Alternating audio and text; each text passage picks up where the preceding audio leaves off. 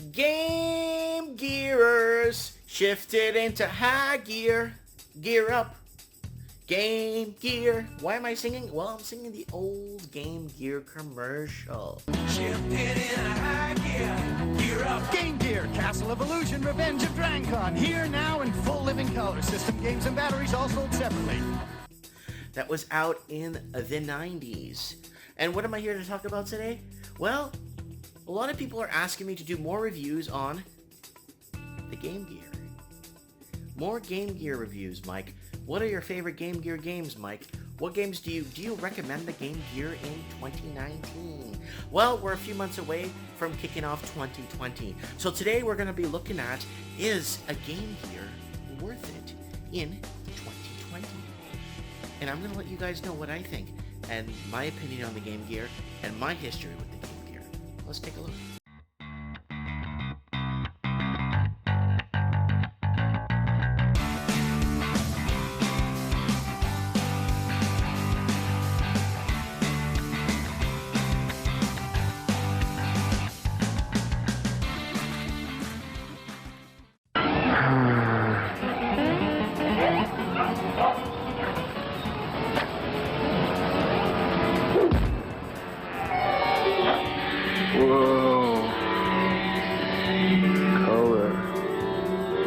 There's an easier way to get color. Get a Game Gear, the full color portable with over 150 games, like the new Echo, Mortal 2, and Sonic Triple Trouble. The Game Gear is an 8-bit 4th generation handheld game console released by Sega on October 6, 1990 in Japan, in April 1991 throughout North America and Europe, and during 1992 in Australia. The Game Gear primarily competed with the Nintendo's Game Boy, Atari Lynx, and NEC's Turbo Express. It shares much of its hardware with the Master System, and can play Master System games by the use of an adapter. Sega positioned the Game Gear, which had full-color backlit screen with a landscape format, as a technological superior handheld to the Game Boy.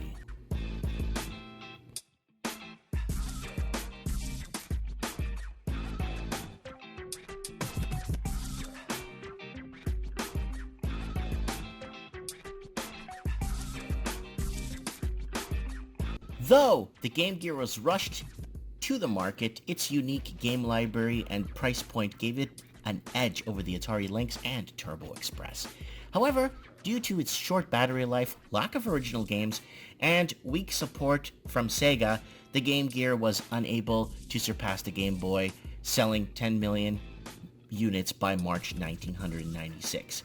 Game Gear was discontinued in 1997. It was re-released as a budget system by Majesto Entertainment System in 2000 under license from Sega. So we're just around the corner from the year 2020. And Game Gear. It's a short-lived system. Didn't get a lot of support from Sega. Didn't have a huge library of games. But the games that they had were just addictive and fun. The whole Streets of Rage thing. The Dragon Crystal, which I'm actually playing. I played it yesterday. Spent a good 40 minutes to an hour playing it on my downtime. I rarely pick up the Game Boy anymore. I do to play Tetris and some of the older school games.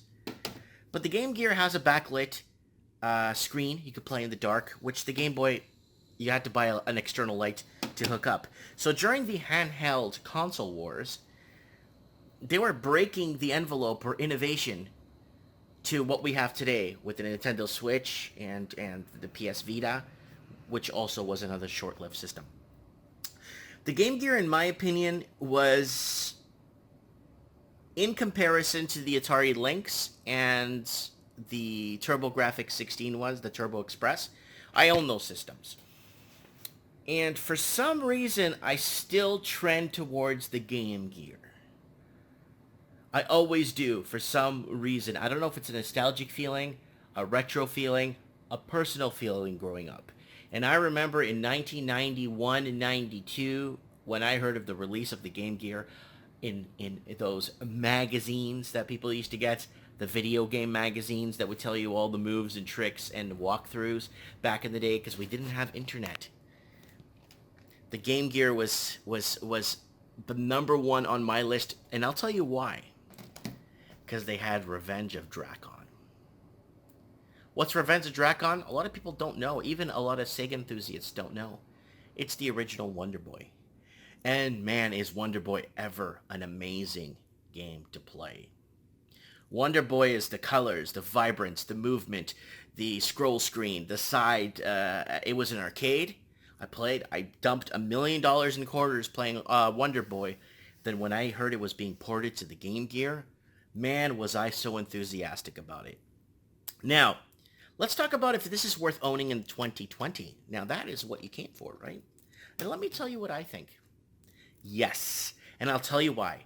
Because you can buy capacitors online to replace all your leaky, and usually these Game Gears have leaky capacitors in them. And they start leaking everywhere, and it becomes problematic for your sound, visual, and all that stuff. Now, you could just ship your Game Gear somewhere. There's a couple of people that actually replace capacitors and do soldering. I picked up a few broken Game Gears here for the Handheld Junkie channel. We're going to open one. There's one for parts that's completely gone. And we're going to open that up and study it together. And then we're going to actually do some soldering on the Frankenstein model we have that we're just going to open for junk. And just maybe try and salvage the audio, maybe try and salvage some of the pieces. But there's also another thing. So if you're watching this now, obviously, there's a backlight now, updated backlight for the Game Gear now. You could buy it. It's an updated backlight that you can install it yourself. It's for sale on eBay and I think on Amazon. So you could still pick up updates for the Game Gear. But you got to get good at soldering. That's the thing.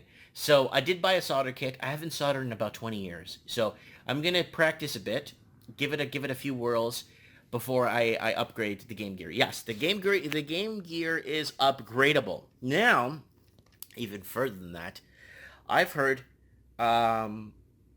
people wiring in lithium-ion rechargeable batteries into this now.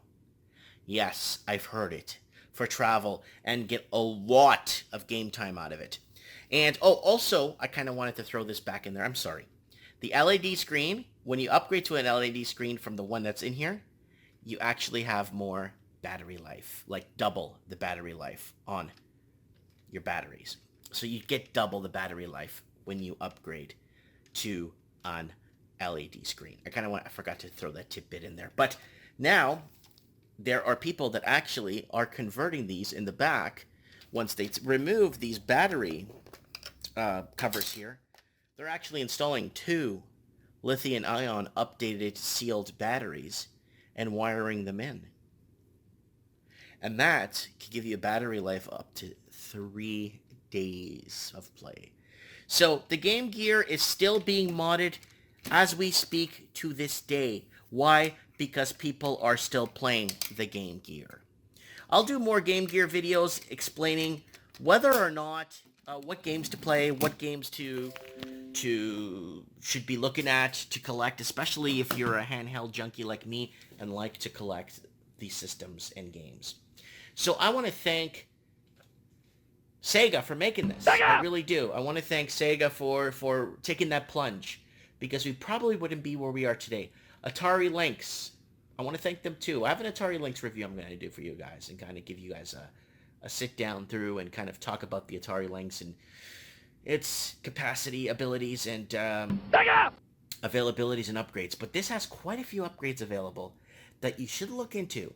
Game Gear, Sega, and because it does have the capacitor piece you could buy, it's still available, that goes in the back to play Sega games. Sega games, I saw a whole pile of Sega games at a garage sale for almost next to nothing. So, yes, Sega games, you can buy a pile of Sega games and still give this baby a whirl. And a lot of people ask me, Mike, what's the difference with getting a system that's already got all the games ported for $40? And you could just get all these games ported on one of those rinky-dink Mickey Mouse Chinese built rip-off systems, and you could get 400 games built on there. Why would I spend my time with this? Well, there's a nostalgia behind it, a rarity behind it, a vision by the creators, a vision by the makers. You feel it, the weight, the quality. Oh yeah, damn straight's the quality. This stuff's still popping around and still doing well. So yeah, that's my little take on it. You got a TV tuner. I'm not sure if anything's aerial anymore in 2020. I don't think there's any aerial channels you could catch on this thing anyway. But it doesn't have storage, doesn't have USB, it doesn't have any of that stuff. It just has a cable up there that I plug in just to plug her in for power so I don't have to use batteries. And that's it. That's all you get with this. No USB, no nothing. You do have an extension here. It looks like a USB, but it's not. It's only to connect Game Gears for multiplayer play, because nothing was aerial or going through the airwaves at the time. And that's what makes it so nostalgic and cool to own in 2020. Thanks for watching, guys, and subscribing to the Handheld Junkie. Let me know what you guys think. Hey, this is Mike Martins from the Handheld Junkie. Please like, subscribe, and share this video to support our transmission. Thanks for watching. I really appreciate the support.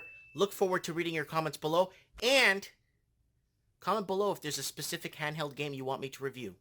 Thanks for watching.